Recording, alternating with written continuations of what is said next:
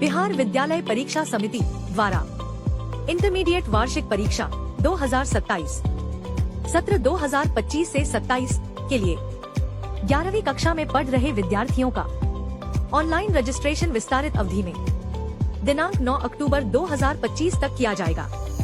शिक्षण संस्थानों के प्रधान अपने संस्थान के 11वीं कक्षा के छूटे हुए विद्यार्थियों का ऑनलाइन रजिस्ट्रेशन फॉर्म अब दिनांक 9 अक्टूबर 2025 तक भरेंगे।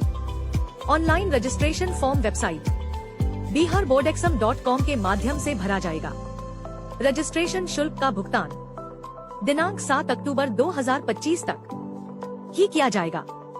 ऑनलाइन रजिस्ट्रेशन फॉर्म भरने एवं शुल्क जमा करने में किसी प्रकार की असुविधा होने पर हेल्पलाइन नंबर 061222300039 पर संपर्क किया जा सकता है।